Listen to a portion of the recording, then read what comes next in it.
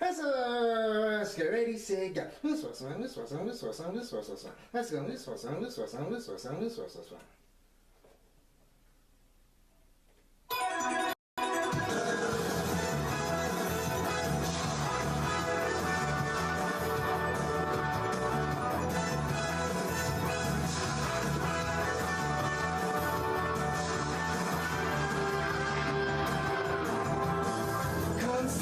Rainbows in the sky, let's fly away like a bird. You're free to see the boundless face of the earth. Let the wind blow you like a knife and glide away. Far beyond the clouds, you'll find another place. If the road ahead seems so cold and gray, night never turns to day. Don't you be afraid. Go and fly away. Chala, hey chala. No time to hesitate. Go on and search the earth. Within it lies a magic surprise. Oh, chala, hey chala. Don't be afraid. You got the power to get through the darkest nights. Chala!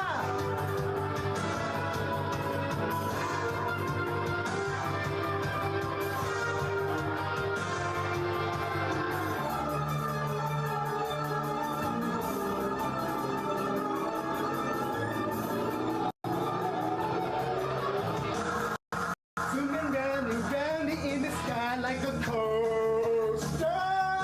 Hold on tight, or you may find yourself trapped in a maze.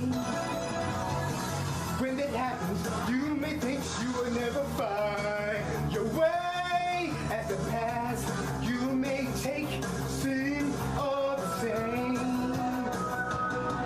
If the road ahead should leave you so cold and gray, when night never turns to day, don't you be afraid.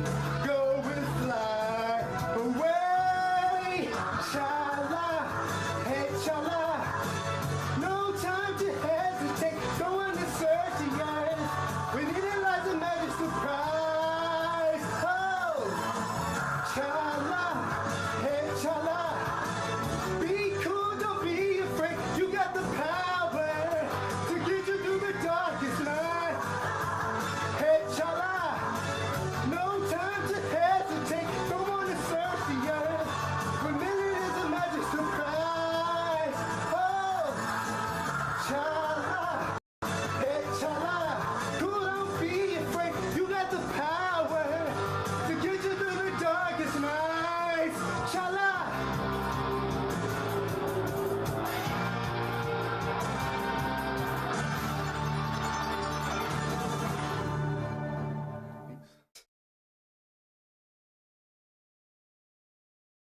Oh, say less.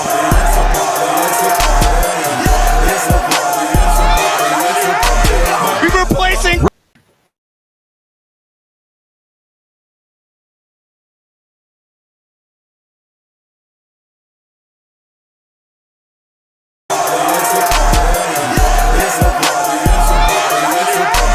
We're replacing WrestleMania with All In. Tony, the governor. we outside. We couldn't do this without Vince McMahon. Psych! Fresh up, Wembley. baby! We're taking it all the way! CM Punk. We had The Elite. it was rough shit, but we have All In Wrestling. Israel for once, baby! Let's go! WrestleMania. We're beating that shit, baby! We're beating that shit! You're next! Fake record. You're fucking next! Tell me this, Cody. don't you regret not coming to Hey! Don't you regret not coming to This place is a dump! I'm never coming back here ever again! Suck my dick! Vince McMahon. Suck my dick! Fuck! Triple H. You already know! Bing bong! Bing bong! Real talk, I'm from London, and you know what? Triple H, The fucking bitch! Fuck the Fed. Bing bang! Tiger style. It's a party, it's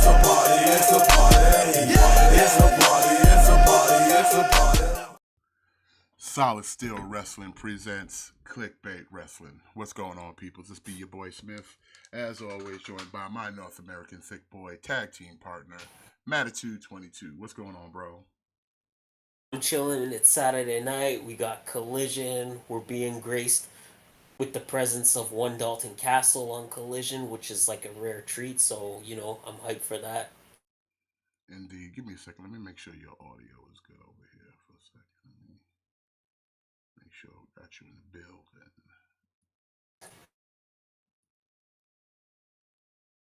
Yeah, we're good. That was a tight intro.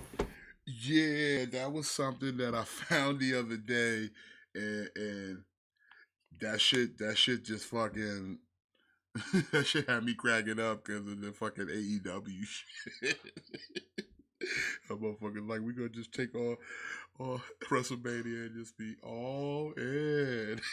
Hey man, you know what?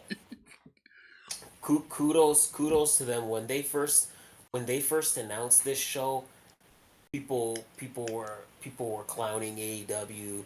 People were clowning them, saying they'd never come close to SummerSlam. They'd never reach SummerSlam's attendance, and they're only gonna sell out 30% of Wembley, and you know people were already clowning them before tickets even went on sale. And you know we're still a week out from the show. They've bypassed SummerSlam. They've bypassed WrestleMania. So you know what? Kudos to them. If you're an AEW fan, you know, pat yourself on the back because you took the win here tonight. Yeah. Hold on, I gotta play that shit again because I've been laughing at this video for like 2 days because it's just funny. Like That's great. Play it again. Let's play it again, son. I'll play that shit again. Oh, say less.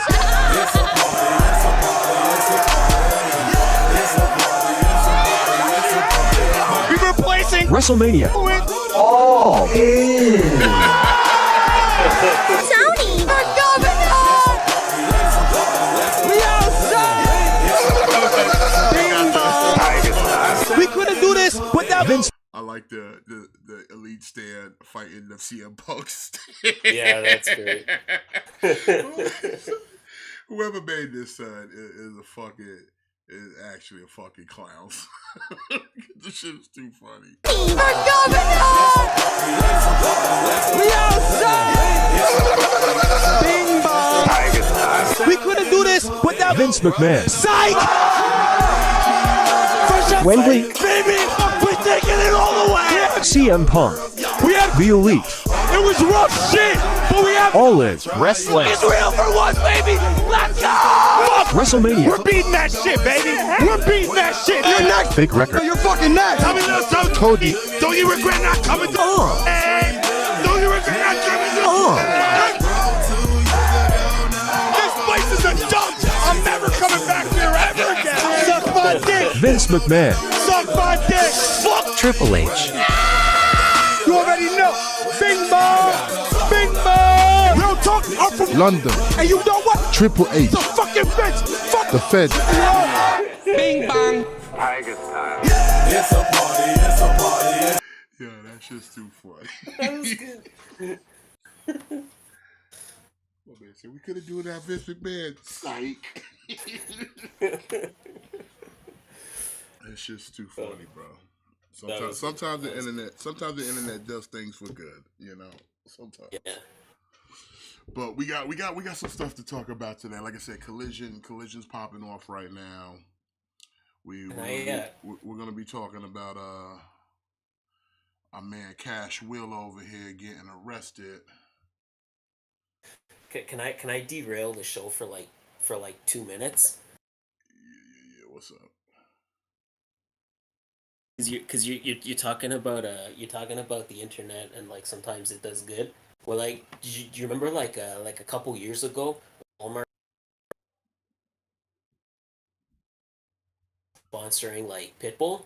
and like you could go online and he was gonna do like a concert at Walmart, and like basically you could go online and vote for what he was gonna do the concert at. Did you ever hear about this?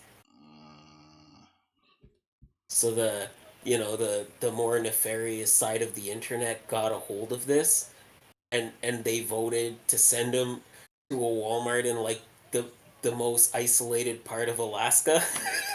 shit. so, so he had to go to like Alaska and do like a concert for like 10 people, and he did it. That's what's up. So the internet gives and the internet takes away. We got Jay White taking on Dalton Castle over here.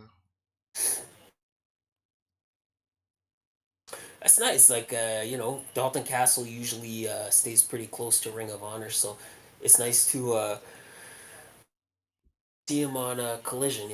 Nice little unexpected surprise. But he ain't got his boys. No, that's probably why he'll lose. He got no. He got the regular boys because the other day I was watching Ring of Honor, but yeah, he had generic boys with him. Yeah. But yeah, Cash Wheeler got arrested. Well, he turned himself in for some road rage violation. I guess he had a while back. This is footage of the arraignment. Well, I figure we could just take a quick listen of what's going on, so that way we kind of get a better understanding. You know what I mean? Mm-hmm. So let's take a look at this real quick.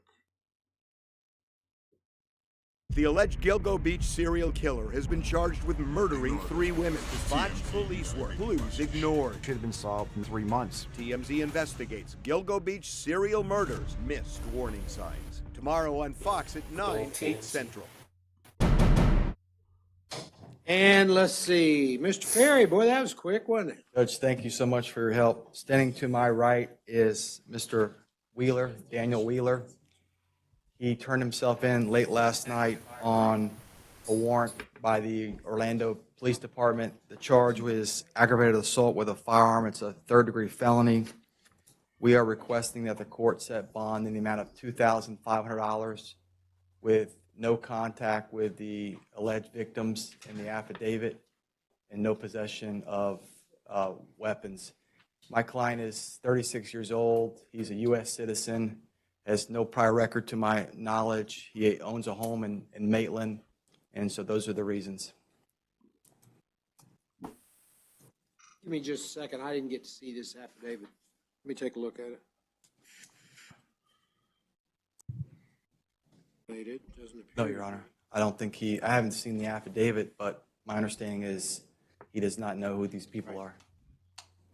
Well, State, did you want to be heard on bond or conditions? No, Your Honor. Mr. Wheeler appears to have no other criminal history.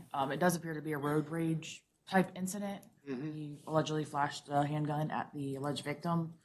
But given that he has no prior history and does not know the victim, the conditions that defense has laid out, so he has no objection to. All right, thank you. All right, well, that sounds reasonable, $2,500 for the bond.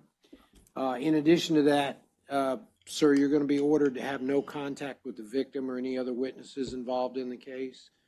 You're also going to be ordered to have no weapons on or about your person.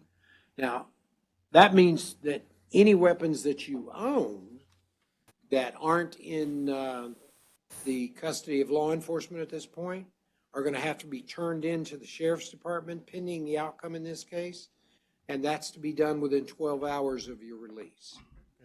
All right? Sir. Now, anything else, State?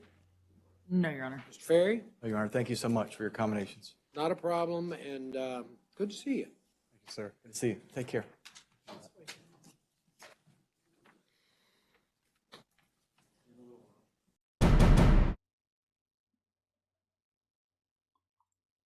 That's pretty much it right there. Yeah. From that,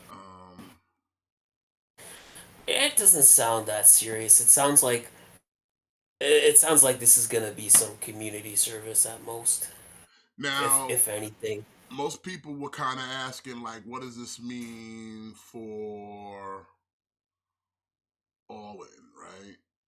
Mhm. All In's coming up next week. From what I understand, he hasn't had to relinquish any passports Nope. or anything of that nature. Apparently, they're gonna make a statement or something about their match with the Young Bucks this coming week on Collision. So we'll find out from there. But like we talked a little bit about this yesterday, and I'm like, yeah, I don't see much happening. But like we talked a little bit about point where like you turning yourself in, like you're not trying to make no waves, and Yeah. because he's already has like no prior record, and he turned himself in, it makes it that more like courts will be more kind of lenient because it's like, all right, he ain't out here trying to duck us, so we'll give you that benefit of the doubt of like if you say you got to be somewhere but you're not gonna go nowhere, all right, that's cool. Yeah. This will be probably just like either community service or he'll just pay a fine. So I think it's funny how people really kind of in times like this, it's like people really show their true colors, and kind of seeing people, just kind of seeing people like instantly be like, oh, strip them of the titles, fire them. Just kind of seeing people kind of just jump to these conclusions, and it's like, calm down. Like, first of all, like we don't know the full story. yeah, Let's all just take a seat back, and let's all just let's all just kind of let things play out, and let's just kind of go from there. Like, this news broke, and like an hour later, people were calling for them to be stripped of the titles. People, oh, obviously that match at All In isn't gonna happen. I'm pretty sure the match is gonna happen. Like, he was released that very same day, and he's at Collision tonight. It's just, like I said, at times like this, people really show their true colors.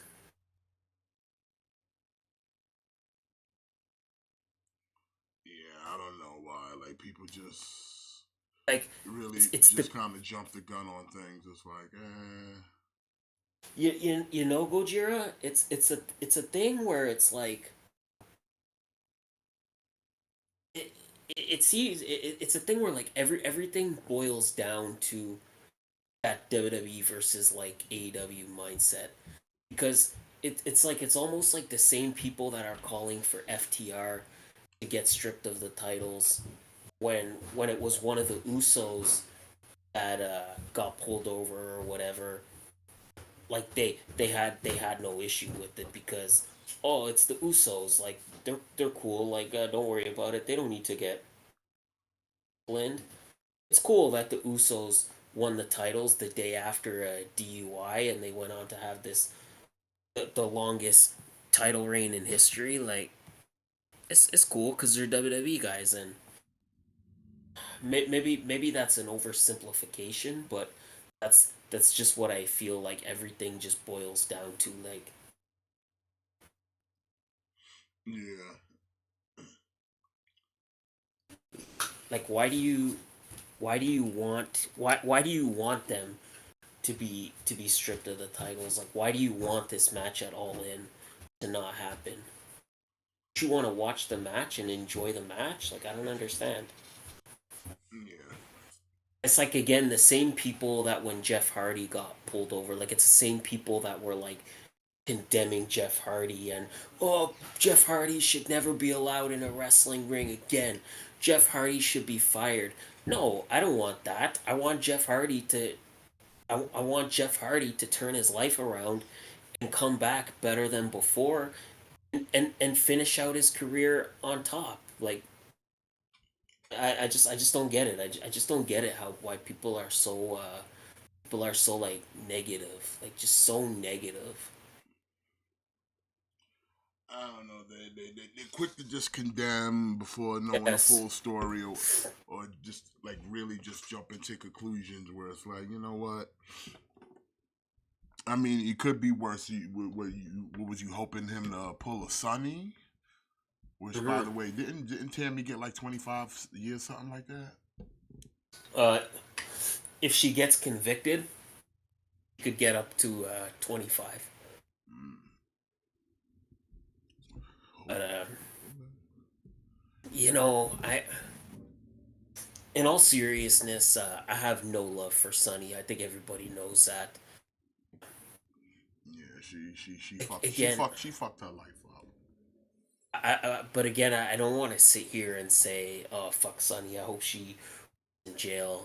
Again, I'm just like any situation. I'm just gonna say that I hope she gets some help, and I hope she can kind of, I hope she turns her life around. She'll have plenty of time to do that in jail. So, Yep. but moving on from that, excuse me. I wanted to talk about a little bit about SmackDown last night. Last night Edge celebrated 25 years in WWE.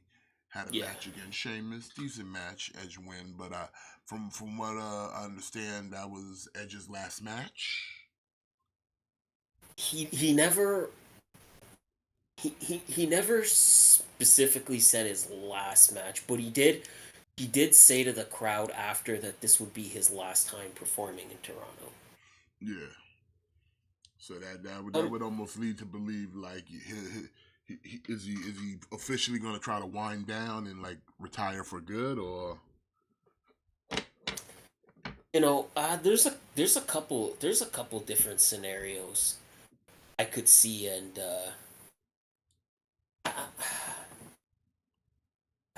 feel like again people are just gonna say that I'm having a bias. I wouldn't be surprised makes a move and jumps ship. want to go to AEW?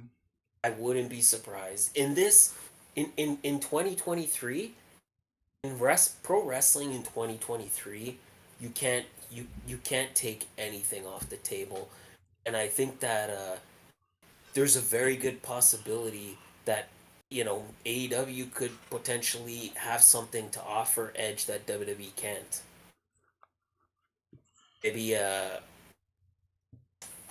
want to travel back in time, and I want to travel back. I don't remember what WrestleMania it was because my life is a blur. But do you remember when it was Edge, Roman, and Bryan in a triple threat match?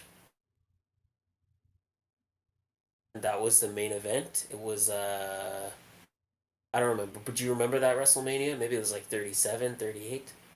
Mm-hmm. Yeah. I'll never in my life understand how that WrestleMania took place on the very same day that he retired 9 years later. I never in my life will I understand how they didn't be like it. This is like this is so special and so poetic. I don't understand how they didn't put the title on Edge. You have WrestleMania, you have him wrestling for the title, and it's on the same that he retired 9 years before, and you don't think that's a good that's the best time to put the title on him? I don't know, man. Come on, that's funky. But you know, I don't know. Maybe it's a thing. Maybe there's something AEW can offer Edge that WWE can't right now. Maybe WWE is unwilling to put a title on Edge because he has its head shoved so far up Roman's fucking ass that nobody is touching that championship. It's ridiculous at this point. There's so many guys that should have held championships, but they're not because they just don't want to take the title off Roman. Maybe it's a thing where maybe like Edge wants one more world title run. And I think he should get one more world title run. I think it should have been in WWE, but I don't know. Maybe it's a thing where maybe AEW can offer him. Maybe they're offering that to him. Maybe they're like, no, with us, we we see a scenario in which we want you to have a world title run. Maybe Christian is there. Maybe Christian is kind of saying, listen, man, like, no, come over here. It's better. Like I'm doing great stuff. Come over here. It's better. Maybe he wants to have one more tag title run with Christian. Maybe Edge and Christian versus the Hardys like one more time. Unlikely, yes, but I'm saying you can't take anything off the table. I do find it I do find it uh he's obviously not signed a new contract. And his contract's gonna run out at the end of September. I don't know if it's a thing where he's just gonna be like, okay, I'm just gonna have a Legends contract and maybe I'll work one or two matches here and there, but I'm not gonna be a full time guy anymore. Or maybe there's just something that WWE can't offer him. Maybe another company can. You know what I mean?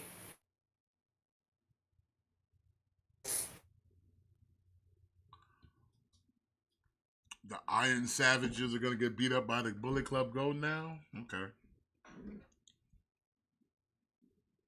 How many gimmicks has these two dudes been on since they've been in AEW? Two. You sure? Cause they were the Bear, I think they were Bear Mountain. No, Bear Country first. Yeah, they came in as Bear Country. But then they were something else. Like they were Bear Savages. I know. Were they? I don't. Then they had something with Leon Ruff for like a cup of coffee. Well, yeah, like it was like roughing it. Yeah, and now they're the Iron Savages.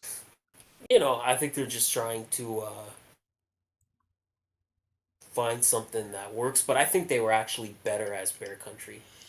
They were until they put those stupid ass skin masks on their faces.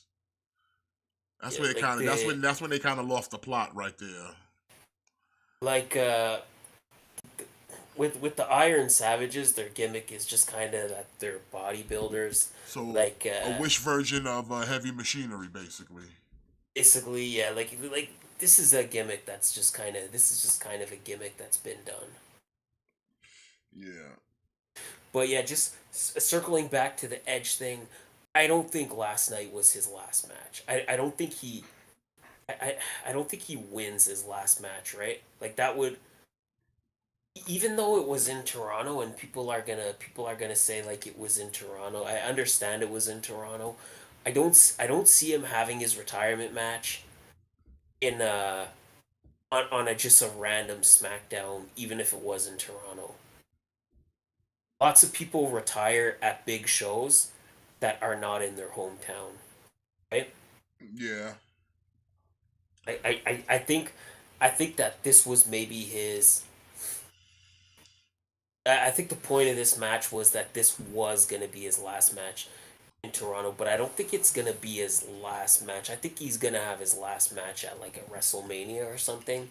And the fact that he beat Sheamus also makes me think it's not gonna be his last match because again, it's a thing where usually your last match you're kind of putting somebody over. Yeah. You're usually 9 times out of 10 it's that you're putting someone over.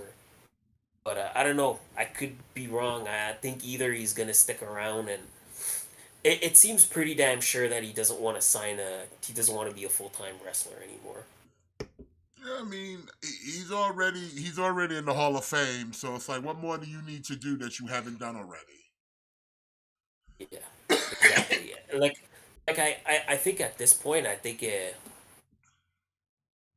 and that's why I wouldn't be surprised to see him either signing a Legends contract where, hey, I'll just work 2 matches a year, something that's interesting to me, or again, maybe maybe there's something in AEW. Maybe there's something that's interesting to him. Like maybe the idea of like, you know what? I think it would be cool to have one more run with Christian, and I think it would be cool for us to one more run with the titles or have one more tag team feud with the Hardys. Never really got that, right? Because when as soon as Christian was cleared to return, maybe a year for Edge, and then as soon as he was cleared, he left and he went to AEW, and then he never worked in WWE post being cleared. Aside from that Rumble, so maybe there's something where maybe like maybe like teaming up with Christian and having one last feud with the Hardys, like maybe that's appealing to him, or maybe he Ooh, wants to have that we world get title run. Edge and Christian versus FTR, or like Young Yeah. Bucks, or Lucha Brothers. Fuck. I mean, See, there's a lot of that's tag teams in AEW that Edge and Christian have never been up against. yeah. Especially since how that tag team hasn't been a tag team in a very long time. And that's why I know a lot of people are automatically saying no, Edge is a lifer, he's never going to AEW. I don't think anybody's a lifer. I don't care what anyone says. I don't think anyone is inherently somewhere for life. Like I think if the right opportunity comes, I think anybody has the potential to jump ship. And maybe again, maybe it's something where like Edge thinks having one more tag team run with Christian, maybe he thinks that just that would be fun. Like maybe that's something he wants to do before he goes out. And he's like, hey, AEW, there's a host of young talent that we can work with and we could elevate and we could put over. You know, like maybe that's something that's fun for him, or I don't know. I don't know. Because if you look at Edge and Christian's body of work, like they stopped really teaming after all the stuff with the Hardys and Edge and Christian.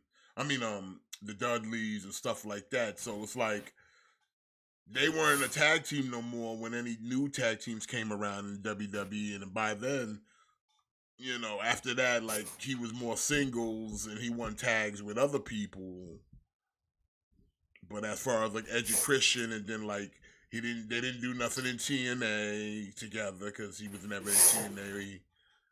But it's like if they came to AEW, like bro, there's so many tag teams that they could go up against. Yeah.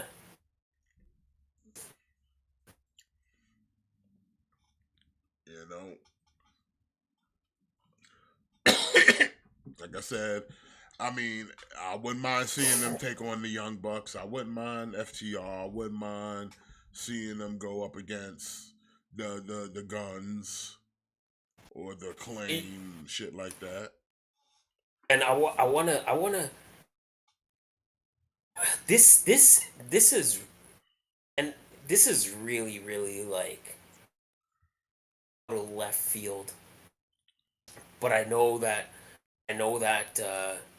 lately that Devon has been saying he wants to have one more Team 3D match. He wants to have one more match with Bully as an official retirement match for Team 3D. If anyone could kind of put that together, Tony Khan is definitely the man for it. Am I right? I mean, it could be done. Like all of Think about these it. Like, outside of Edge, everybody else is available to get that yeah, work. like the Hardys and Christian already work for AEW. Telling me Tony Khan put in a call to Impact and be like, hey, let me get Bully Ray for a night. I'll send you I'll send you Jay White, or I'll send you Juice Robinson for a minute. Let me get Bully Ray.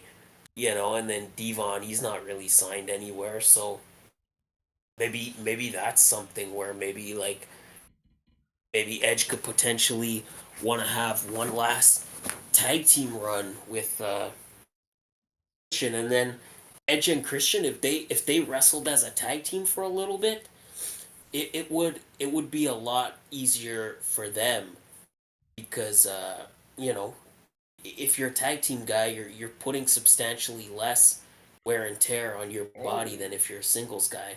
yo, my man hit him with a double end of days, kid. Double end of days. I didn't even know that was a possibility.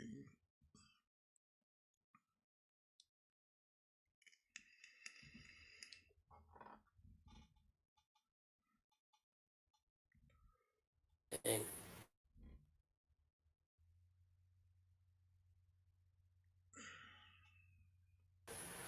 I don't know. I'm not saying it's like likely, but I'm also not saying like it's impossible.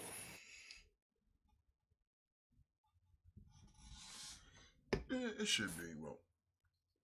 Well, we'll see what happens. You know, time will tell. Or yeah, maybe he'll just sign a Legends contract and Because I mean, ha- have it have a also kind of select. depends on the money too. Because like I said, money they could throw out some decent money for those legends if they think they're worth that cost. You know what I'm Yeah, saying? yeah, for sure.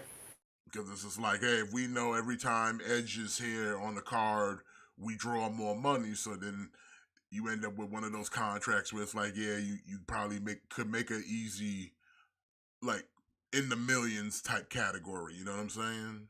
Well, look at Brock. And look at Brock. He's one of the highest paid guys on the roster, and he works the least amount of days out of anybody. Yeah, and he making the millions. Yeah, hard millions, So like I said, multiple, if multiple if they felt millions. Edge was still a drawing power as far as like, oh, he can have a one off match with somebody and sell tickets or whatever, buy rates. Yeah, you can pay him that contract, but like I said, maybe Yeah, depending on how much did he make off of just coming back with the deal he had already. yeah. I I'm would sure. I would I would I would think that was already in the millions right there. I would think so. Cause wasn't it like he was like signed for like a 8 match type deal? I think at first he was signed for 10 matches, but then I think he signed a new contract where it was for, I think he signed like a 2 or 3 year deal. So like I said, I'm pretty sure that got a decent amount of money right there. So I think Edge will do whatever I think at this point, yeah, I think it'll be either a thing of like money, where sometimes listen, like Hugh Jackman also said he would never play Wolverine again. yep. And then look where we are now. Disney puts enough zeros on his check, and he's like, "Oh, yo, yeah, okay, I'll do it." Yeah, you said that before. Like I said, you your mind gets changed when they back up that truck. Yeah, You know what I'm saying? You be like, I'll never beep beep beep. What did I say?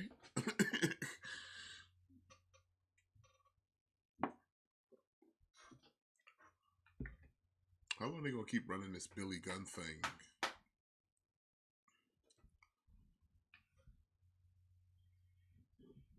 yeah. See this? It seems this is another thing where I don't think Billy Gunn is just retiring on a random collision. Yeah. I'm pretty sure this is leading to Billy Gunn's gonna come back and they'll win the trios titles. They'll win the 6-man titles.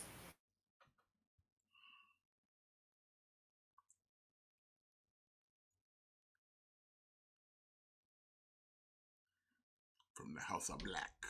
Hmm.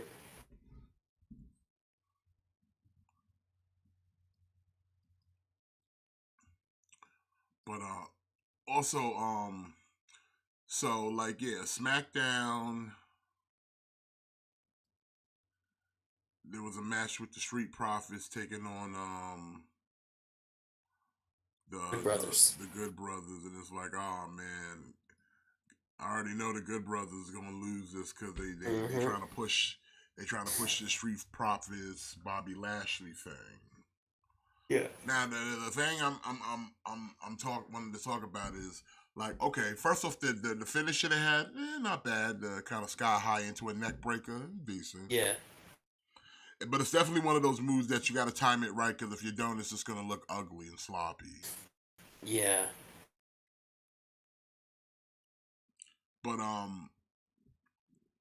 it still seems like they're trying to push the Street Profits as heel, but then every time Bobby comes out, he gets a babyface pop. Yeah. So it's like, okay, we got to kind of figure out what we want to do with this faction that still has no name. Because y'all trying to make them seem like they rougher, they harder now, but they're not getting the reception of somebody who's supposed to not, be the fan favorite over here. Yeah. I mean, I still I still like it. See what's gonna happen, but Hey, you know what? I'm excited to be seeing the Street Profits kind of do something a little different. They've been a little stale. I'm hoping that they incorporate Bianca in there somewhere, but that's just me. If you're listening, since y'all like stealing our shit, so. Also, we learned that this week, this happened on Raw. We're not gonna vacate the women's title because now the new champions are Chelsea Green and Piper Niven. So see how that plans out. But good for Piper. Get her first title. Sure, she didn't win it, but I would hope that if they're planning on keeping the belts around, it's like, okay, that works. I don't know. We'll have to see what Chelsea and Piper do together, but it's like, it's fine. Looks like they might have a feud with Kiana Chance and Kaden Carter soon, so we'll see what happens. At this point, the women's tag team titles, at this point, we already know that they have no tag teams and people are just interchangeable. So like Chelsea Green and Piper Niven are like just as good as anybody else, Yeah, it's better than having it vacated again and having some useless tournament. It's like, you know what?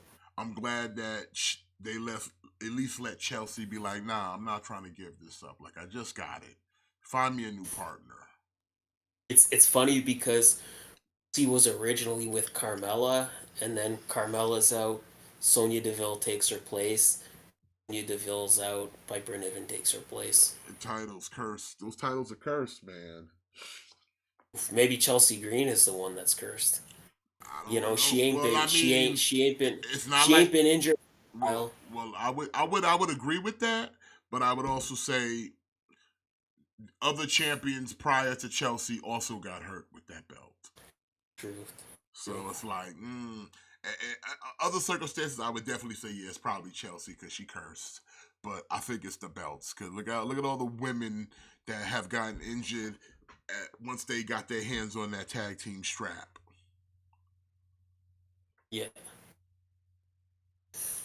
Especially I'm okay with it. Especially like when it especially once it got the rub of how Naomi and Sasha left the belts. Like the moment they dropped the straps, the belts got extra cursed.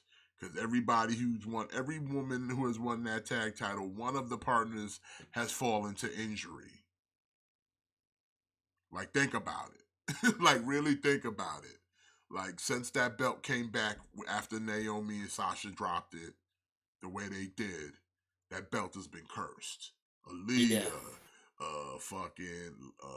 Liv Morgan, who else? Who else has gotten fucking laid out because that belt's fucking cursed? Hold on, you know what? I'm actually curious at this point because I know it's a lot of women. It's a lot of women who sat there, held that belt. That shit cursed. That shit is straight up cursed. Yeah. Hold on a second. Alright, so. Alright, so I'm looking at the women's title history here. Hold on.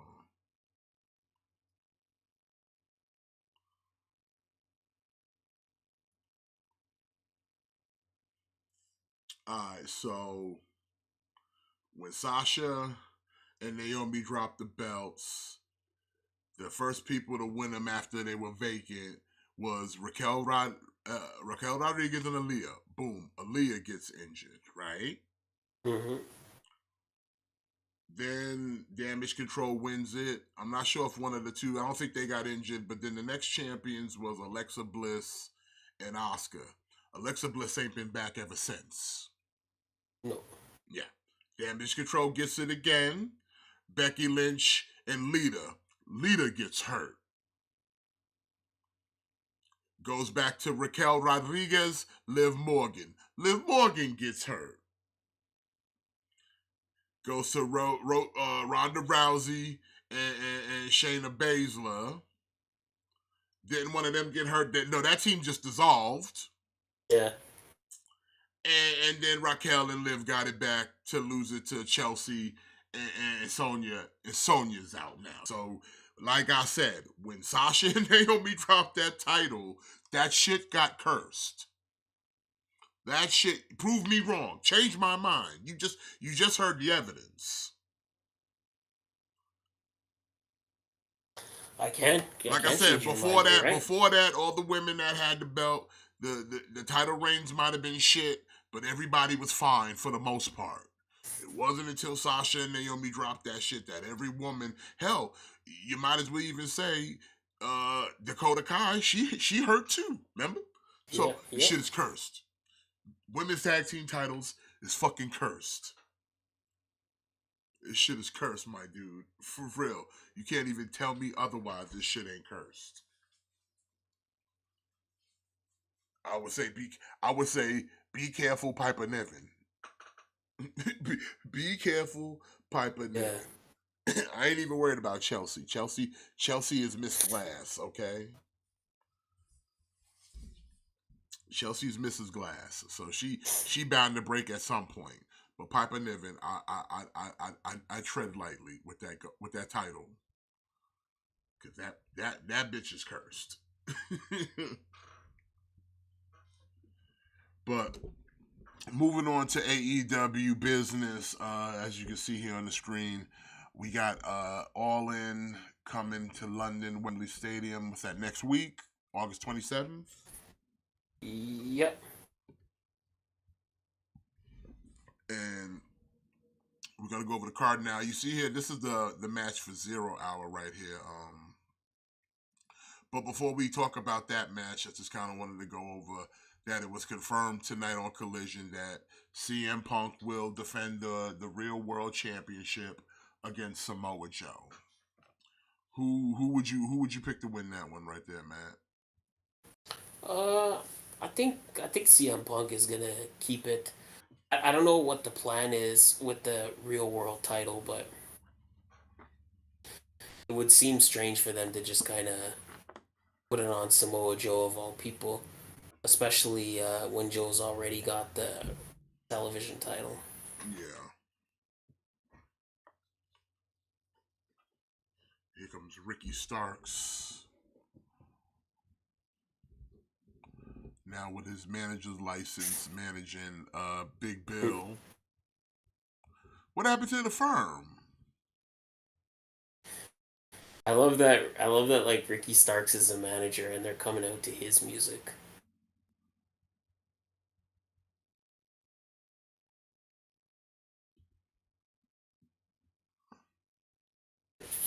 Fuck you, Big Bill. Nobody wants to hear your music. I don't even think he really has any music like that. Because last time I checked, wasn't Big Bill also part of the firm? I know Stokely's doing the Ring of Honor thing now. Yeah, he was, but again, where is that? Like, we haven't even seen anything with that. Like that faction seems to have just kind of imploded because Ethan Page is with the Hardys now. Like he kind of turned babyface, Yeah. and then the Guns are with With the Bullet Club now. yeah. So yeah, you know the only the firm didn't last that long. Besides, wasn't the firm yeah. supposed to be a MJF kind of consortium? Wasn't they supposed to be kind of like his goons for hire at some point in the beginning? I think something like that. But yeah, like that faction just really didn't last long enough to kind of get anything done. Yeah, what happened to where's he at? Lee Moriarty, where's he at? I'm sort of I would be more interested in I actually liked the tag team of Big Bill and Brian Gage. I think they have potential as a tag team.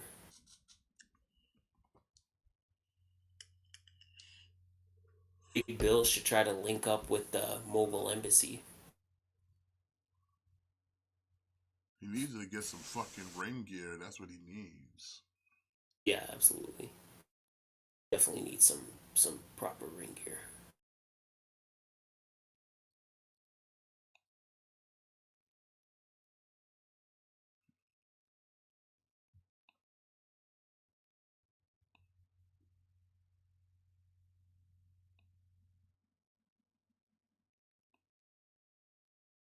I like Big Bill though.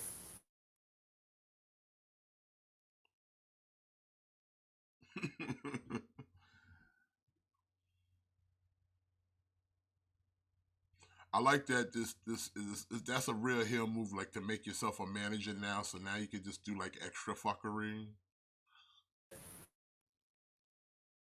Now you're whooping them.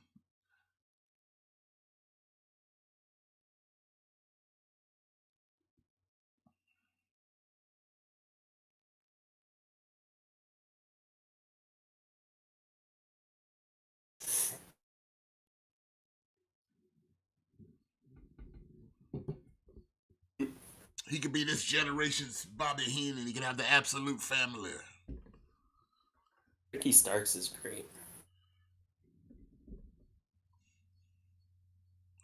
He should do that. I mean, like this has potential here. Like if you do it right, you could have like a big thing right here on your hands with Ricky Stark being a manager slash wrestler.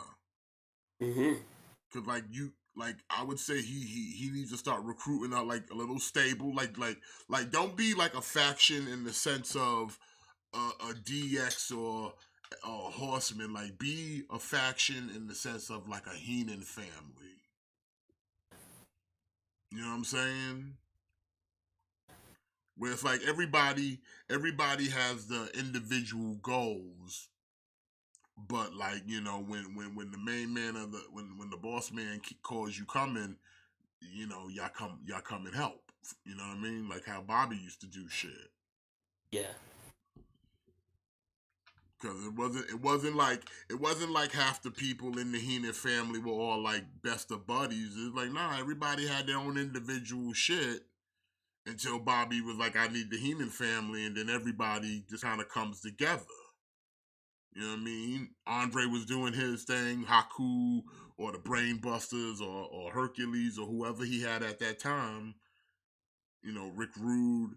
Everybody's doing separate things, but if Bobby need everybody, if he needs a few of y'all to come together, they just come together because it's the Heenan family. You know what I mean? But it wasn't like, it's not how like you see wrestling factions today where it's like, yeah, I'm gonna always come to the ring with my homeboy or whatever. It's like, nah, the only person they come out with is Bobby because he's the manager. Yeah. The rest of y'all do your thing. You can say the same thing kind of for Jimmy Hart. When Jimmy Hart wrestled, everybody wasn't hanging out buddy. The common factor was they all were managed by Jimmy, and Jimmy would come out with individual custom jackets for every dude that he rolled with. Yeah, sometimes you'd see multiple Jimmy Hart coming out with like multiple people in a night. Yeah, and every jacket was different. Yeah. Every jacket was different. He got one for Honky. He got one for the Rougeos. He got one for the Nasty Boys. He got one for the Hearts. He got one for Hogan. Like everybody get a different jacket. He ain't coming out in the same jacket for two different wrestlers. Now everybody gets their own jacket, baby. Yeah. Everybody get their own jacket. But that's what made Jimmy cool. But it was like, but you knew as a wrestling fan that Jimmy, these dudes ain't buddies, but they under Jimmy's management. So like for them to collaborate would make sense because they are under the management of Jimmy. But they don't have to be. But they don't have to be like, the Nasty Boys come to the ring. They're not coming to the ring with the Rougeos, follow them in tow. No. Yeah. Not gonna happen. Unless it was some Survivor Series shit. But that's what made Survivor Series shit like that make sense. Because it was like, they already are a team because they're all managed by the same dude. So it makes sense. Yeah. But like I would say for like Ricky should kind of have that same kind of concept. Like get him a couple more like lesser dudes in AEW to kind of get a little rub on them. And you know what I'm saying? Just represent them.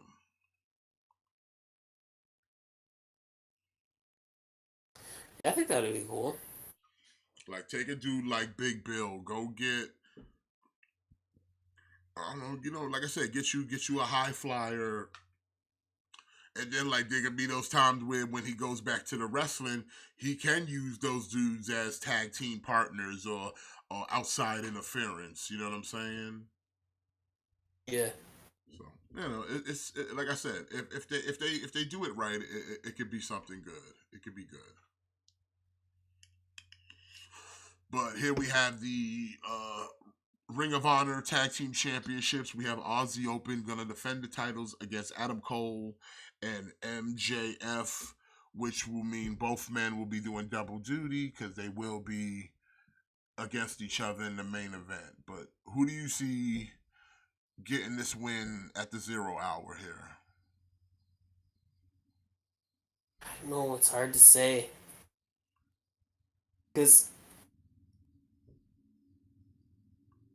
the obvious answer is Aussie Open. But I think if they have Adam Cole and MJF win, I think it could really add a fun wrinkle to that main event. It's just because I feel like that main event is boring. Like that main event is boring. Like it needs, and I say that it's boring because MJF is a boring champion. It's just it needs some kind of hook, something, and I feel like having them kind of win the titles adds like a fun wrinkle to that match where all of a sudden like when John Cena and Shawn Michaels wrestled at WrestleMania 23 and they wrestled each other as tag team champions but wrestled for the WWE title. Yeah. But I think probably the obvious answer is Aussie Open will retain because I think somebody will turn in this match. I think as much as I want them to see them win because I think it would be interesting, somebody turns in this match and Aussie Open will retain.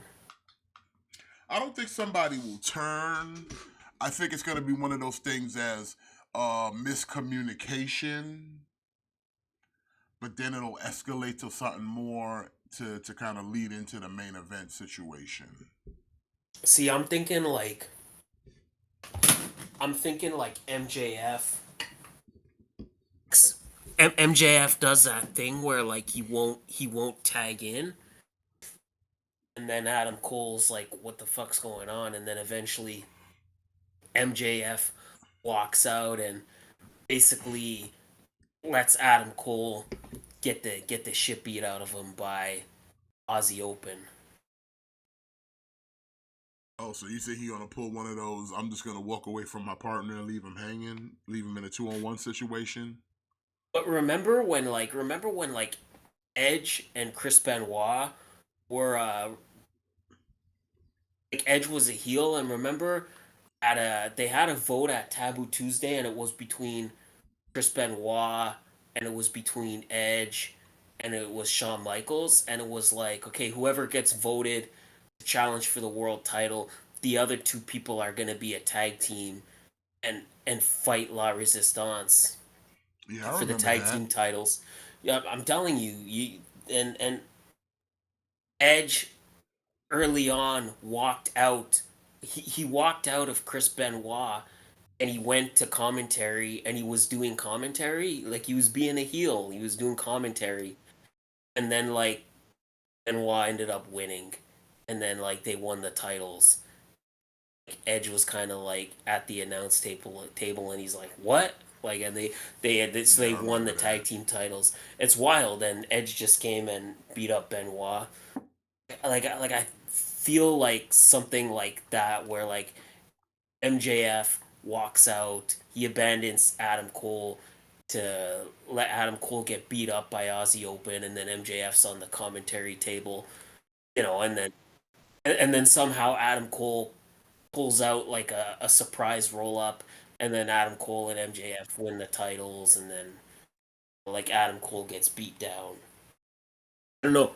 Maybe I'm just being like maybe I'm seeing more to it than there is, but I'm just thinking like something like that I think would be really fun, and I think it would add a little something to an otherwise dull main event. The only reason I don't think they're gonna win the tag titles, to be honest, is then you find yourself in a position of who's taking it from them. Yeah. You know what I'm saying? And Ring of Honor doesn't have that kind of tag division where they got teams that look like they're that formidable, especially against main event guys like MJF and Adam Cole over here. Well, they could just drop it back to Aussie Open. Yeah, they could do that too. I think just to add something just to this main event, because for such a big show, this main event is kind of dull for such a big show, and I think do something fun like that where so now Adam Cole and MJF already established that they're enemies because MJF already turned on Adam Cole, and but now they're the tag team champions.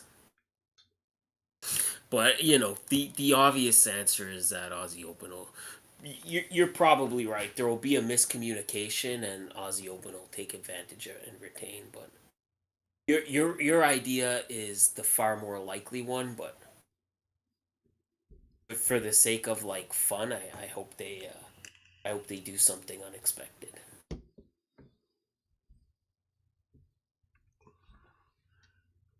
I definitely agree with you, but I'm still gonna go with Aussie Open on this one. Yeah, me too. Yeah, me too. I'm gonna stick with Aussie Open.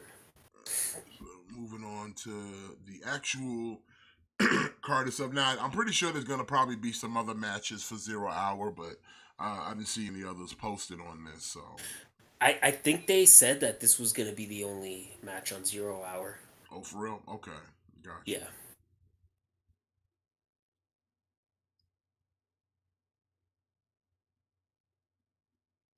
But you never know. They could add something last minute.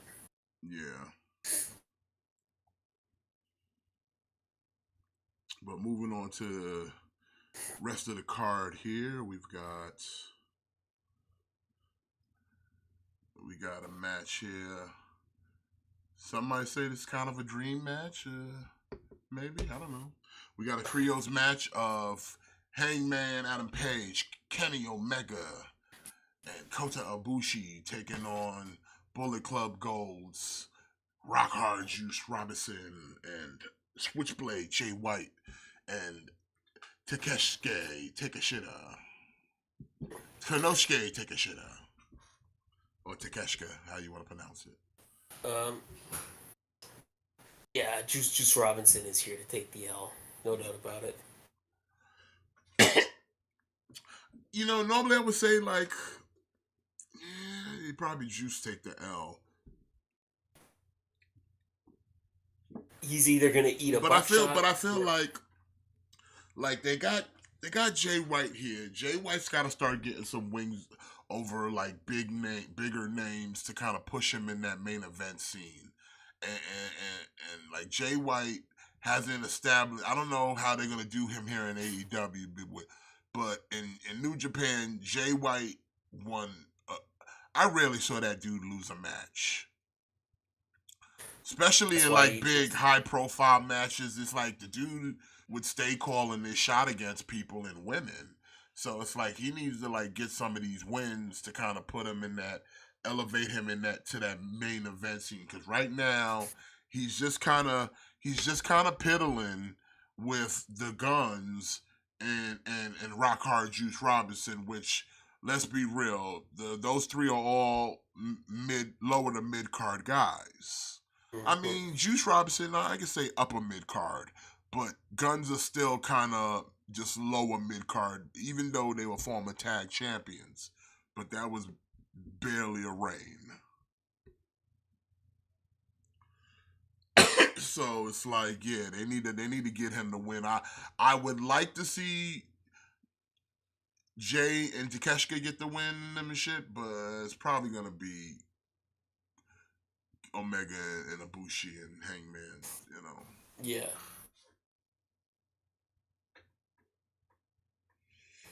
You know, sometimes the obvious answer is the easiest answer. Yeah.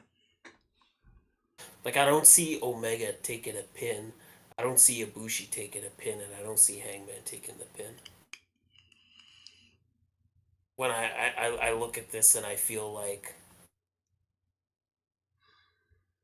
I don't think it's gonna be Takeshita Ojira, only because I think they're trying to keep Takeshita looking strong, because I think at All Out, I think we might get Omega and Takeshita 1-on-1. That's why I think I think Juice is here. Like, Juice is here to take the pin. That's why it's a 6-man tag instead of just being the Golden Lovers versus Takeshita and Jay White. Yeah, but I can also see Adam Page taking the L too, though. You know, yeah.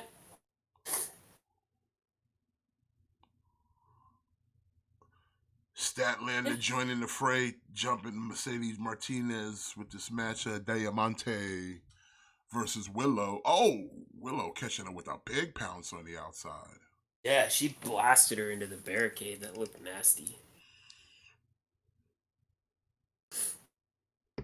Speaking of which, real quick, I almost forgot about this before we jumped into All In. I got to talk about this past Dynamite's Texas Chainsaw Massacre match. Who booked that shit? I don't know. Because that shit was god awful. I liked it. It just was just like when they just sat there and literally just dumped blood on each other. Just like, come on, really? We doing this? I don't even mind the Chainsaw Massacre dude, the Leatherface coming out, because I've seen the Japanese death matches before. Yeah. But like in a Western audience, that shit fell flat. I think I think it's just the match was anything special. I don't think the match was anything special. I think it was a brawl, but I don't know, like, if you kind of expected more than a brawl in a Texas Chainsaw Massacre death match, you kind of played yourself on that one. Like, it was always just gonna be a brawl. I think this was just was just a thing where Warner Discovery has this new game coming out, and they want AEW to do something with the new game, and that's what they did. And I heard that AEW got paid $100,000 to put that match on, and that they donated it to the Maui Relief Fund. That's what's up. So, you know, I think it's like, I think it's just, it's a shitty answer, but I think it's just that sometimes you have to, sometimes you have to be subservient to higher powers, and I think it's a thing where Warner Discovery wanted them to do something to promote the game, and I think that's what they did, and I don't think that it was quite as bad as Zombie Lumberjacks. You know, Yeah. I think like in a kayfabe sense, pretend that Leatherface is the Leatherface from Japan. Yeah.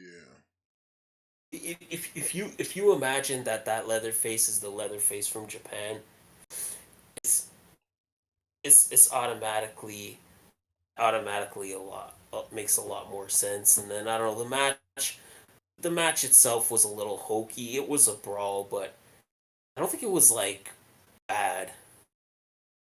Like, was it better or worse than Zombie Lumberjacks? Nah, nothing's worse than Zombie Lumberjacks. Yeah, exactly. Like Well, again, I'm not. real quick on the kind of Cash Wheeler situation, they're dropping this very long vignette promoting Young Bucks versus FTR. So, like I said, the match ain't canceled. No, the match isn't canceled. They're not getting stripped. Everybody just needs to kind of relax. But yeah, it was what it was. I don't know if Jeff. I don't know if like Jeff Jarrett was the best guy for that match. Yeah, and got the win too. So Yeah, like I think that Jeff Jarrett was maybe a little out of place in that match. Like I think if it had been Jeff Hardy against somebody else, like if it had been like Jeff Hardy versus like Darby Allin, and they were just kind of doing like crazy like Daredevil shit, that would have been. I think that would have been like more interesting than what we got. But yeah, again, I don't think it was unwatchable, but I think it was. I think it was just a case of, hey man, head office is asking for this. We just gotta do it. We're gonna get paid for it, and we're gonna give the money to charity. So let's just do our best. yeah. But back to All In on the card, we got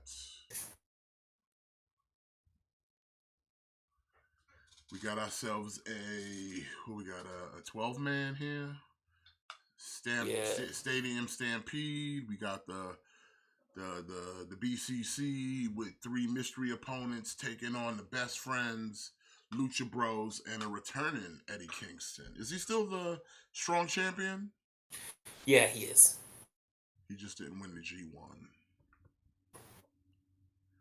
Who do you think of the mystery partner is going to be for the BCC? I don't know. It's hard to say because BCC doesn't really have any allies. Yeah, so who are 3 hired guns they gonna get So to accompany it would. them? I think it would. I think it would have to be people that have a score to settle with the other side. So I don't know. Maybe I could see it being maybe 3 people from Bullet Club because Eddie Kingston was feuding with David Finlay.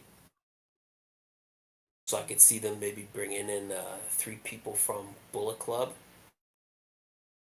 Uh, a long shot, but I heard that Santana and Ortiz were supposed to be back together. Oh, for And real? yeah, I heard that they were going to be a tag team again. And like they had a little beef with Eddie Kingston, or Ortiz more specifically. Or Ortiz was having a little beef with Eddie Kingston over the whole like Chris Jericho thing, like. So maybe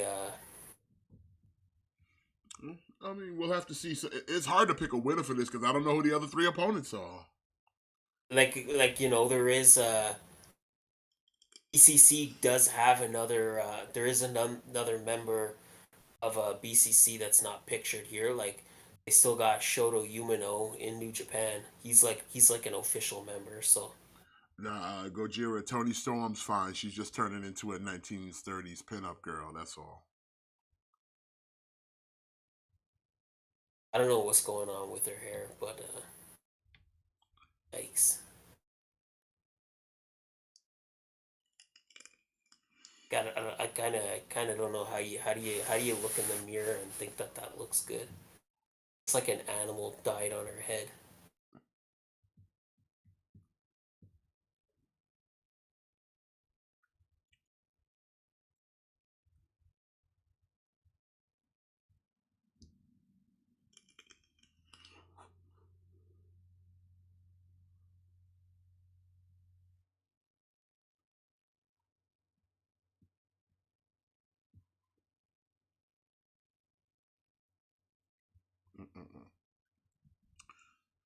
I want to say honestly, even without knowing who the 3 men will be, I'm going with the BCC.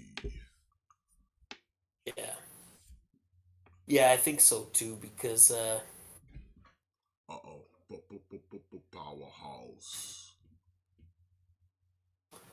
I don't know. I'm picking. Yeah, I'm gonna go with the BCC too.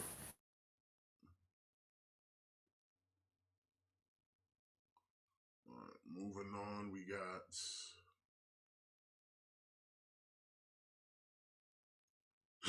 I think this is it's a coffin match. We got Darby Allin and Sting taking on the Mobile Embassies, AR Fox and Swerve Strickland. I would hate to go against Darby in his own match, but I feel somehow he might end up losing this. Kevin Chu from Team Filthy?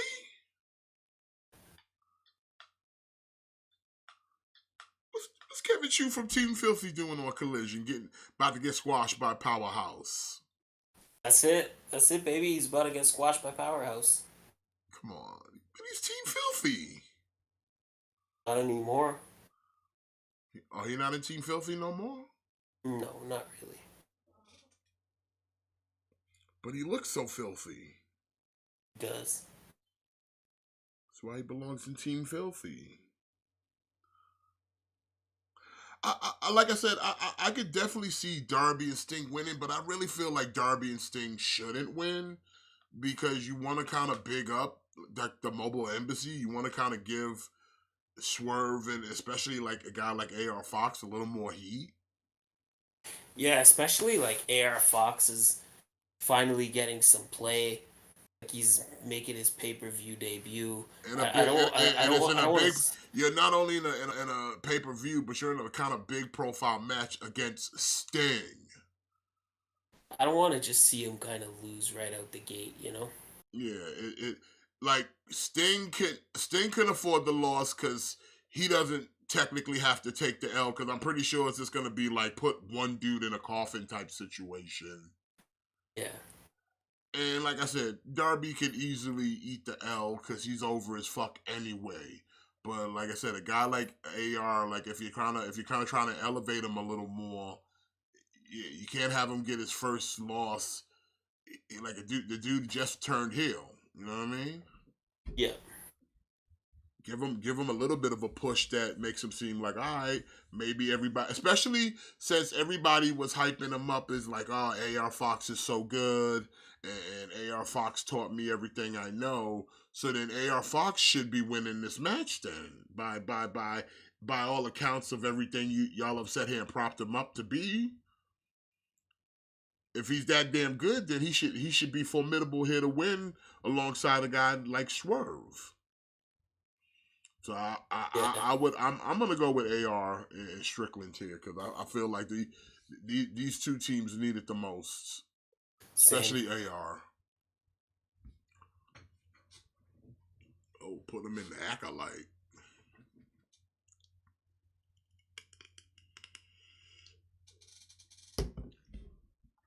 So yeah, I'm gonna go with that. Now, this is I don't know if this is a match I thought I wanted or needed, but I am kind of interested to see how this plays out. And we got Chris Jericho taking on Will Ospreay. No titles. Is it for the title? No titles? Just No. No title. This one's hard to call.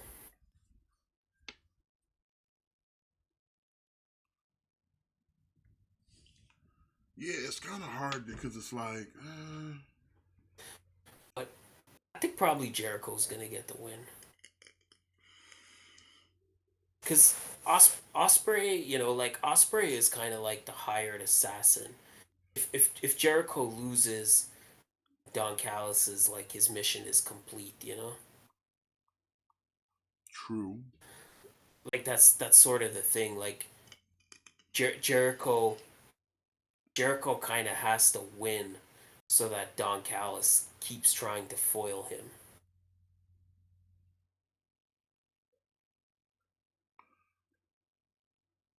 You know what?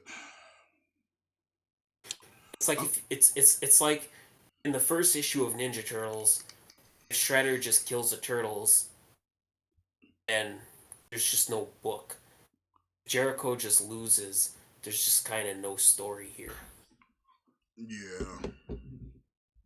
And like Osprey taking the L to Jericho, that's not gonna hurt him in any degree.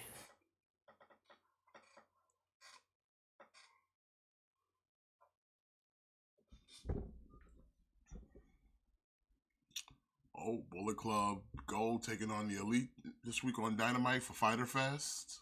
Mm-hmm.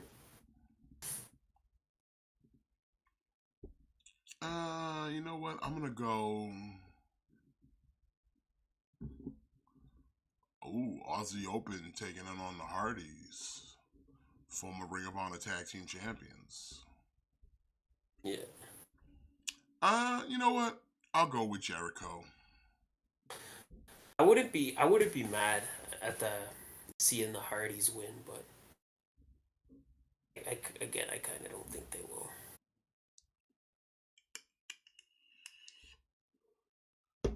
Wait, you gonna have AR Fox taking on String and Strickland taking on Darby and Nick Wayne next week before All In?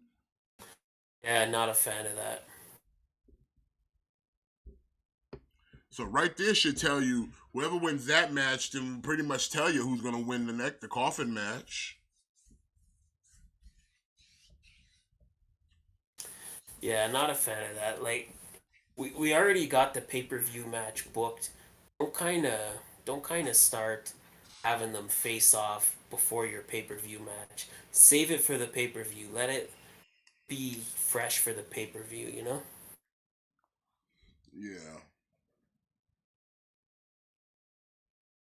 Next we got for the AEW World Tag Team Championships, we have the champions FTR, Cash Wheeler, Dax Hardwood taking on the Young Bucks. And this is this is the rubber match in this trilogy for the titles. One apiece. Who you got for this? I think the Bucks are gonna take it.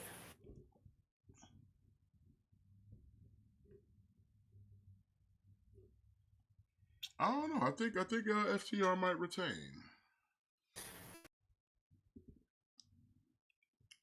I just if the Bucks don't beat FTR, who beats FTR? Mm-hmm.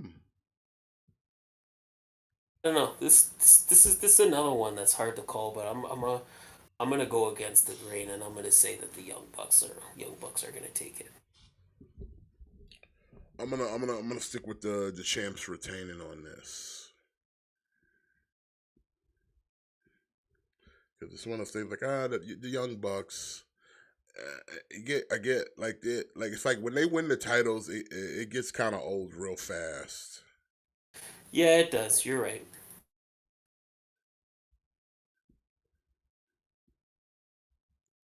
But like, let them have this match, get the best of 3, but let FTR walk away with it.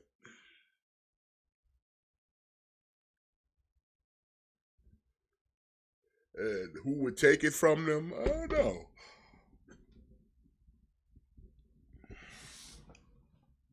I mean, there's some tag teams out there, but we'll find out. Next, we've got for the AEW Women's World Championship, we got a 4-way here. We got Saraya, former champion Toni Storm, former champion Britt Baker, and new champion Hikaru Shida. Who you got on this? I'm gonna pick Saraya. Really? Her hometown? Yeah. You know what? Yeah. Could see that. Also, I can see them putting the belt on Shida just to make her transition it to Saraya, because they didn't want them to take it off of Tony. The suddenness in which Shida won the title, probably just because they don't want Saraya to physically title from Toni Storm, but if Shida beats Toni Storm and then Saraya takes the title from Shida, then it's okay. Yeah.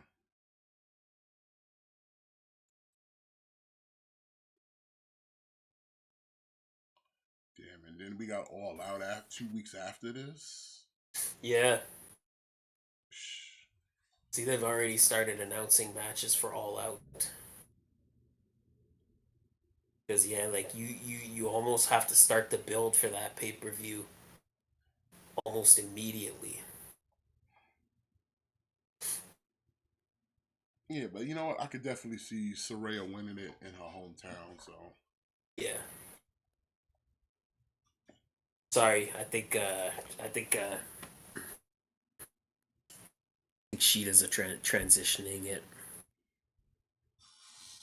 Yeah, it feels that way because like the way she like the end of that match was just like, really? Yeah. Especially seeing as how like before that, like Toni Storm was pretty dominant as champion, and out of nowhere, Sheeta just returns it. I got your title now. I am women's champion. The women's champion. The suddenness in which Toni Storm dropped the title to Sheeta leads me to believe that Sheeta's probably just to get it to Saraya without having, and then it'll be a thing where, you can kind of, Toni Storm will be jealous and Saraya will be like, hey, like, don't be jealous. Like, I had your back when you were the champion. Yeah. Like maybe Toni Storm hits Sheeta with a Storm Zero, and then Britt Baker pulls her out of the ring, and then Saraya slides in and gets the pin on Sheeta. Like Toni Storm did the work, and then she gets taken out of the ring, and then Saraya kind of takes advantage. I could see something like that. Yeah, I can see that too. I think that brings us to the main event for the AEW World Championship. Adam Cole taking on the champion Maxwell Jacob Friedman, MJF. Who you got? I'm gonna take Adam Cole. Adam Cole, baby? Yeah. A lot of people are claiming that Adam Cole might be going heel on this. I don't think so. I don't think it is either, but that's a lot of people that I've spoken to are like, yeah, I want Adam Cole to go heel and turn on MJF. It's just that I don't think MJF as a babyface is good. And I don't think that's something that'll work like long term.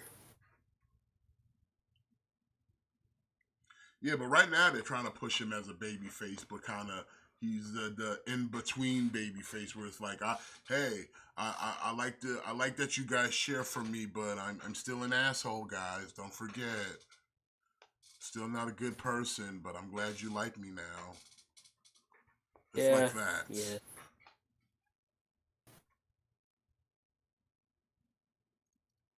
So No, I'm gonna stick with Adam Cole. I think it's a big show. What better way to end a big show than with a new world champion? And especially like a new champion, like somebody that's never held the title, you know? I would say Adam Cole as well, but I think it might come about because he turns heel on him. But either way, I'm gonna also go with Adam Cole. Plus, like if they're trying to go with like trying to make Max a babyface, this helps a lot if he gets turned on by the guy who was already at the time a babyface. You know what I'm saying? I don't want to see a babyface MJF. I know, but like I said, they're already trying to put it. They're already kind of trying to make it that, but give him that kind of stone cold. Whereas, like I said, he's still gonna be he's still gonna do bad things, but now people like him for doing the bad things. Yeah, maybe. You know, so it's one of those situations. Like I feel this whole situation with him and Adam Cole has been nothing but to just try to get Max over as a baby face, to have him then get turned on by the actual baby face. You know what I'm saying? Yeah. Cause like think about it, all the stuff that's been happening when anything went wrong, Adam Cole's the first person to be like, all right, Max, if you want to turn on me, turn on me, because he's trying to be still the baby face, but then Max doesn't do it, so he continues to be, he's a baby face because he didn't do the thing that we thought he would do. Instead, he's over here hugging it out. So, like I said, they're planting the seed of wanting you to cheer for Max, but then Max will say, hey, don't forget I'm still the devil, but you just now like the devil more. So it'll make more sense that to get him further to that baby face, the baby face has to turn on the heel. You know what I'm saying? The baby face has to turn on the heel for the heel to get that more baby face, and then that heel gets that former baby face now gets the heel heat. Yeah. So like that would be kind of the scenario that would make sense to me, because they're clearly trying to push Max as a baby face. This whole union with him and Adam Cole has been nothing but trying to push him as a more sympathetic baby face. Yeah. So to flip the coin and then turn it around and be like, boom, Adam was the real bad guy in this. He was the one playing him and manipulating him to get to the title, you know? And then like that, you got an automatic baby face because now he got screwed out of the title. Now he got the devil got played. Yeah. You know what I'm saying? So like it writes itself. So like I said, if that would be the scenario that I can kind of see happening, because it would make so much more sense.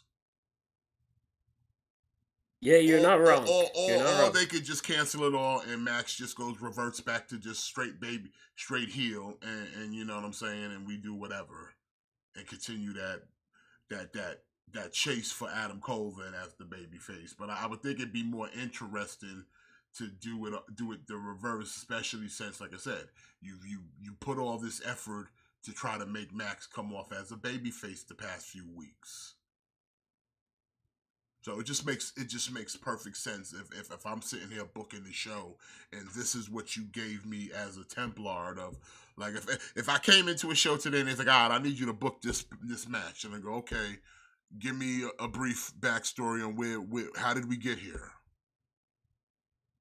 And they'd be like, oh, these two men met for the belt, went to a time limit draw, were forced to tag with each other in some little makeshift tournament, and then they slowly but surely became friends with little vignettes of them hanging out outside the ring.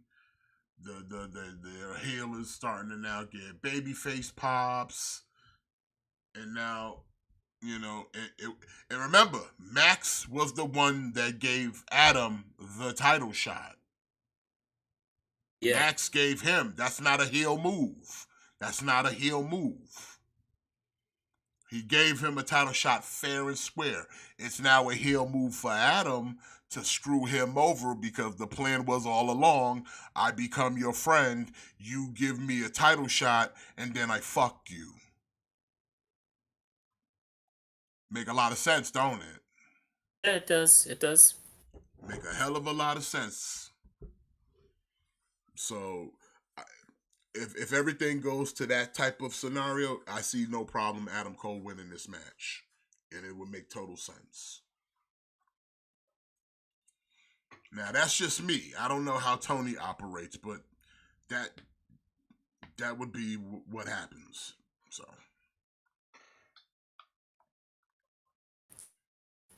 I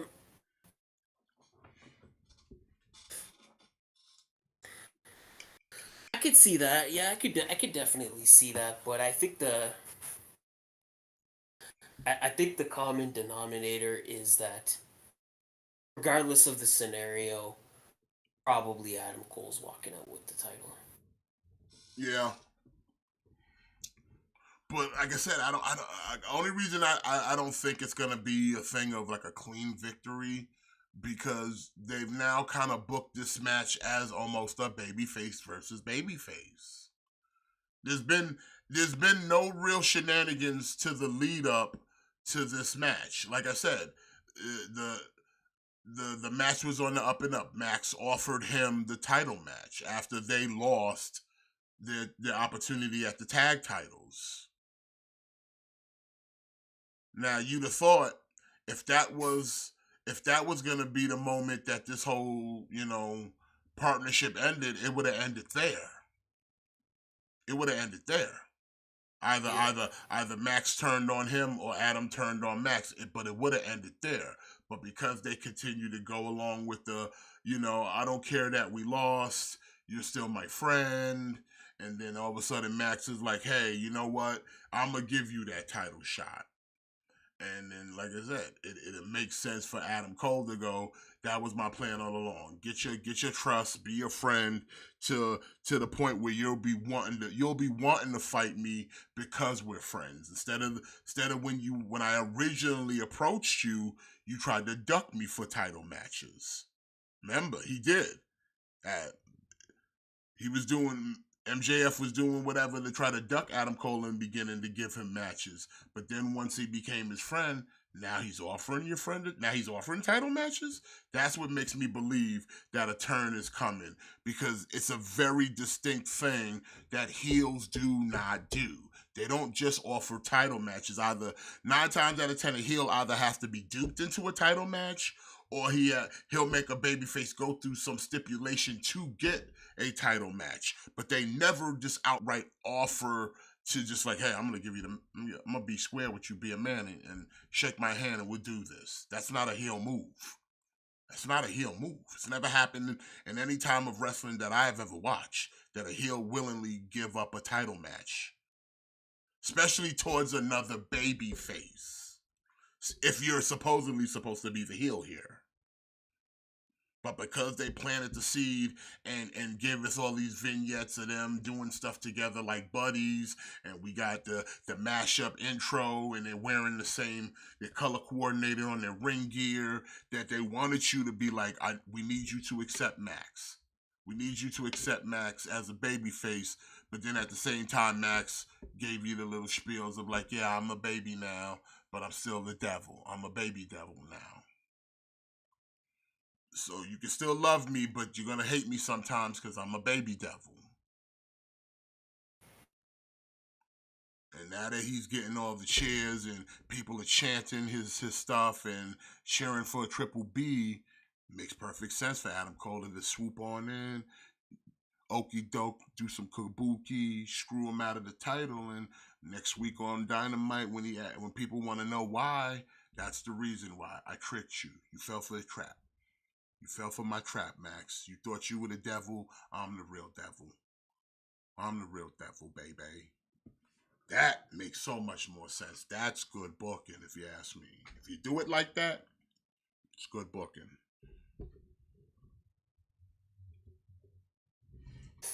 Yeah, I'm on board. As long as Adam Cole leaves with the title, because we need I don't know.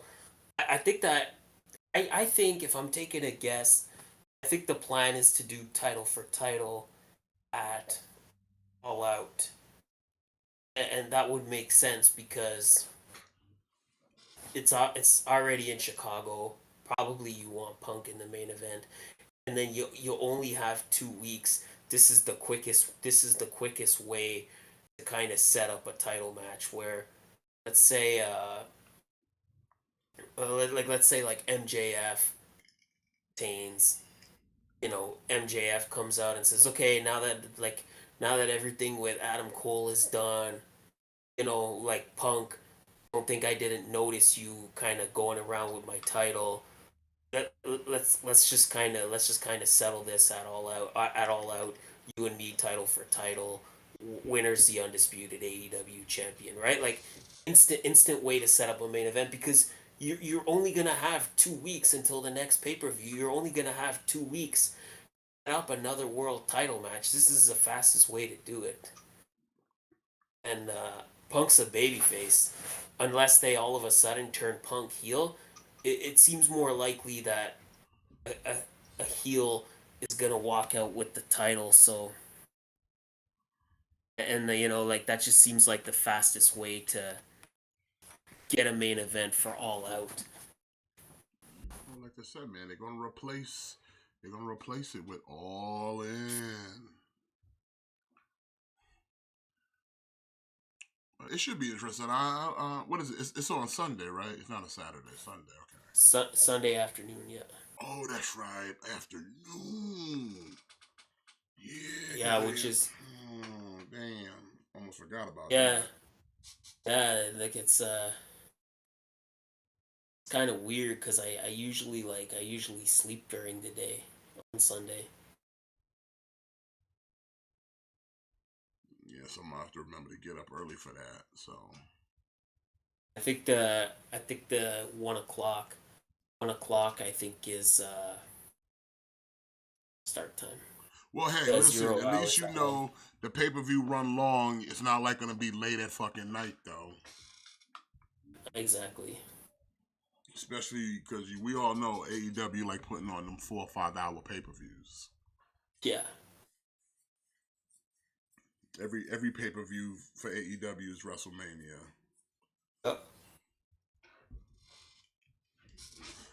But I think Christian looks so fucking uncomfortable wrestling in this turtleneck. Yeah, I know. And also, they just announced for All In, Darby Allin will get a TNT title match against Lucha Negro. Yeah, so it's going to be Darby and Lucha Negro at All Out for the TNT title. At All Out, we're also going to have Miro versus Powerhouse Hobbs. Powerhouse. In a good old Haas match. Two big boys.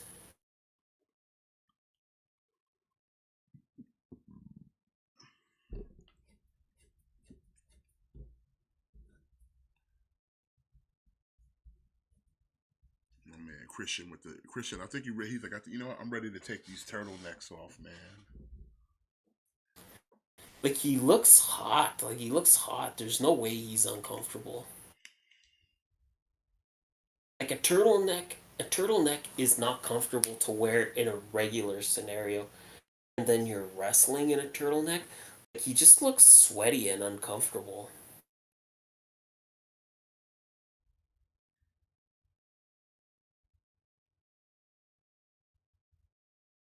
It's like lose the turtleneck. Yeah. Plus, it's like he looks like he's in great shape, man. He's looking shredded. Yeah. Oh, he's pulling the turtleneck.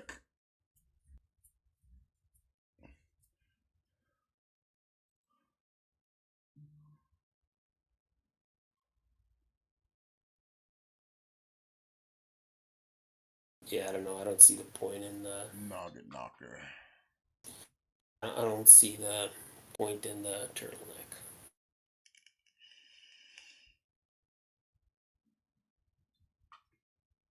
Picture in picture. No.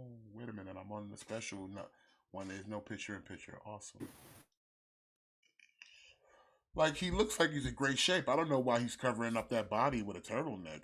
I get it's part of the gimmick, but it's just like, I would have still took it off in the match, though. Yeah. Because it does look uncomfortably, like, extra hot. Plus, you're wearing a black one, so that just attracts more heat. You know what I mean? Yeah, you're wearing a horribly comfortable turtleneck, and you're wrestling with all these sweaty people in this arena doing a horribly sweaty sport under these like horribly hot lights, and you're doing it in like a turtleneck. Like, man, you look like you about to die of dehydration. For real. Like that turtleneck is absorbing all the moisture right out your body. You gotta lose a turtleneck. You gotta take it off sometimes. You gotta take it off.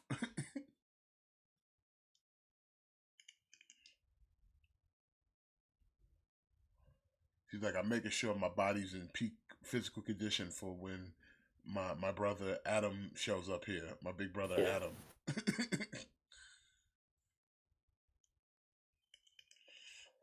I don't want to get outshined by my big brother. So when he comes back and we dominate the AEW I tag guess team he division. can't. I guess he can't use the name Edge in AEW. So do you think he'll be like corner? Nah, corner. It'll probably be, I don't know, be Staxton Hardcastle. I don't know. I wonder if he could use Edge if he like spells it a different way. Or he goes by The Edge. But I think that's taken by the dude from YouTube.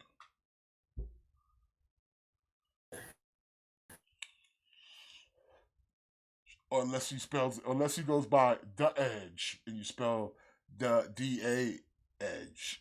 Like The Edge. It's The Edge. Or he could be change his name to Edge Adams. Oh, that's not bad actually.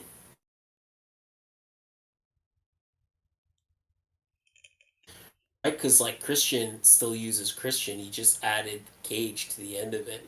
Yeah.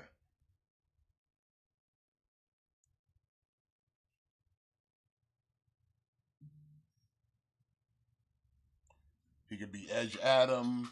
He could be Edge Copeland. He could be Copeland's Edge.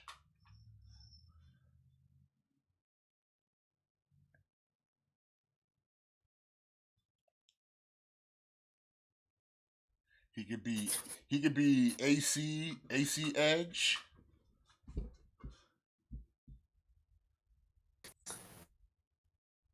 He could be AC Edge or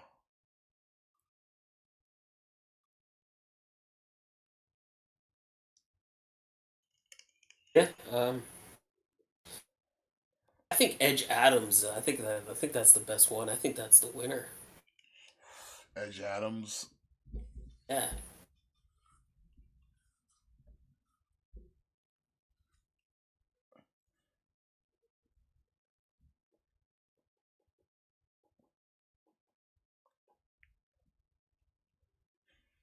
Unless, because like I said, Edge, the name Edge is definitely owned by WWE. They haven't lost the rights to that name.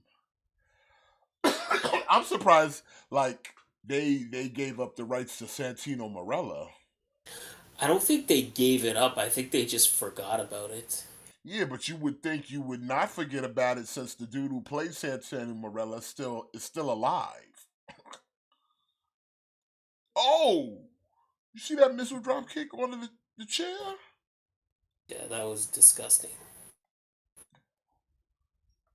Like, how do you let that slip through the cracks? Like, there's still money to be made in Santino Marella.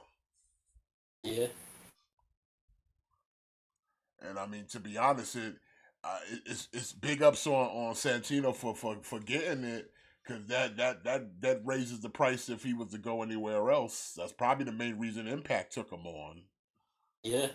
We can literally be like, yo, we got a former WWE Intercontinental Champion here in Santino Marella.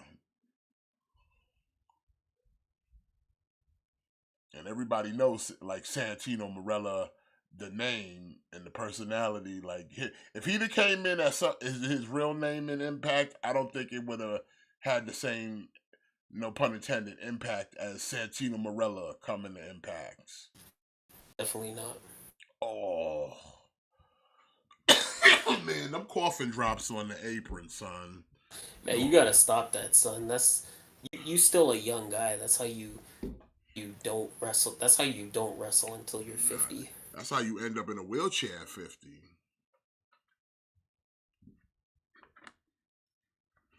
Because you should be all fucked up after that. Like, he's still a young guy too.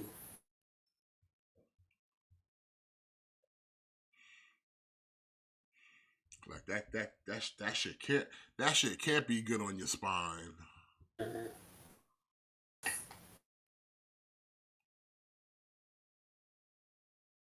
Now put him in an unprettier. Nah, that's not enough. Told you put him in an unprettier. Should have put him in the unprettier.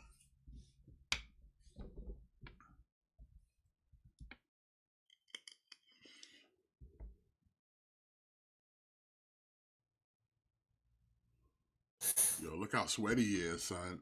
Like, take off the turtleneck, bro. Yeah, it's a damn turtleneck. Pop that neck off.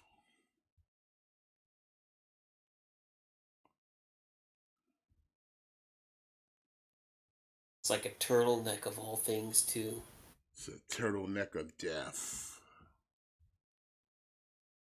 Turtleneck of destruction. He should start doing like a bear hug as a finish and call it the turtleneck.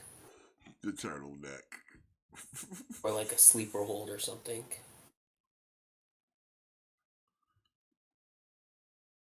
I'd call it the turtleneck. The turtleneck. Oh, nice spear. He's going for the spear a lot in this match. I mean, he hit the spear, but fucking kicked out at 2.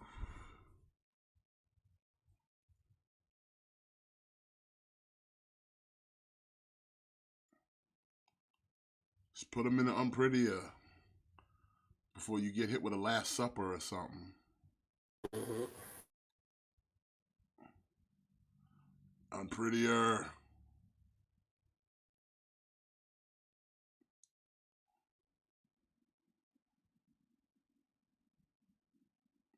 Oh, got him with the... Not quite a Last Supper, but close enough.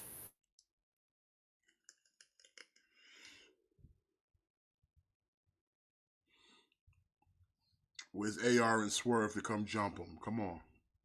They ain't coming to jump him.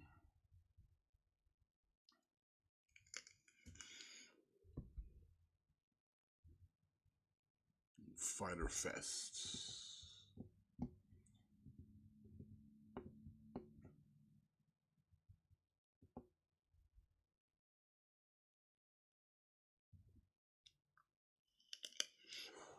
It's amazing they got these these back-to-back pay-per-views like this. Yeah. So that's why I think like a lot of the matches on All Out have to be like rematches of some capacity. or have to be like matches that are just hastily thrown together, because you're not gonna really have time to do a lot of build. You start building like all out this week, but What's going on here? Lucha Negro. Boom, watch your back, son. See, you should have known better. Should have known better, Darby.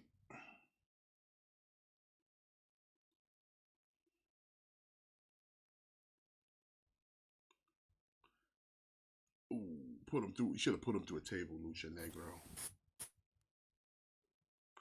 Put him through a table.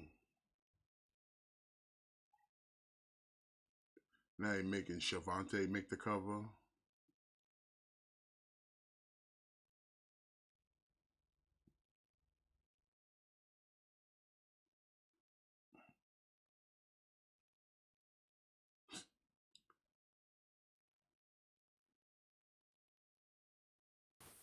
and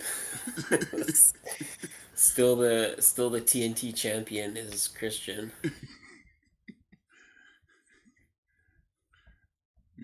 Strong arming Tony Schiavone like that. Christian's the GOAT. He's the greatest TNT champion to never win the belt. Yeah. The most dominant TNT champion. Alongside his Lucha Negro.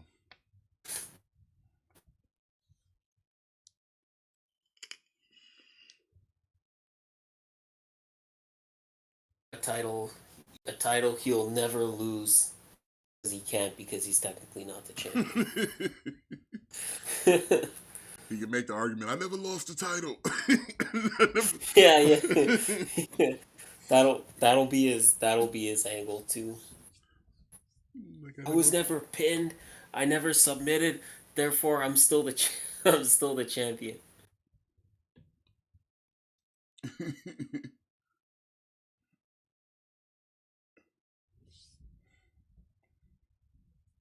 Fucking Christian.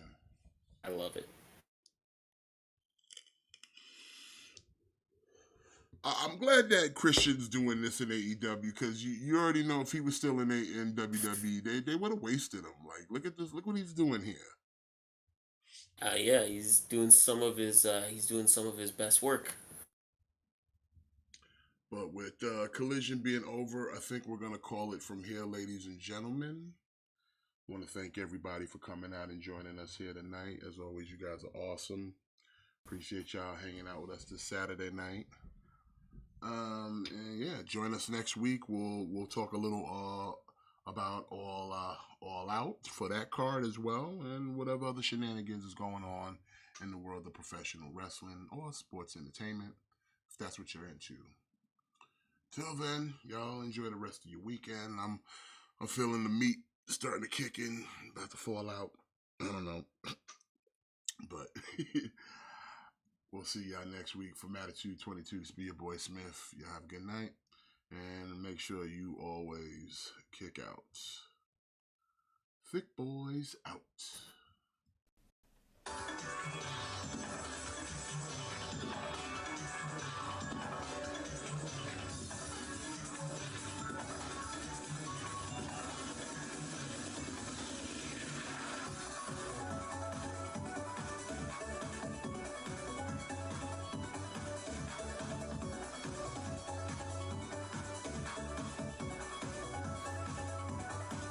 We are the to what's getting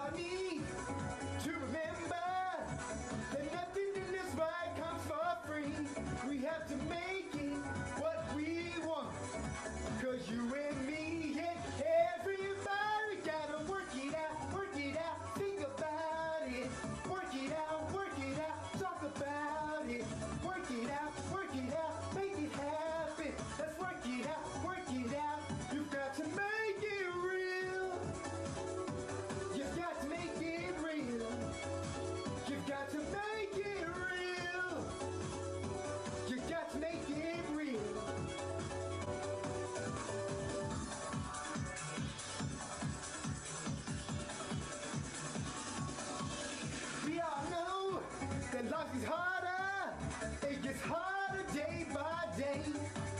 We can show that we are trying, but making sure that everyone can stay.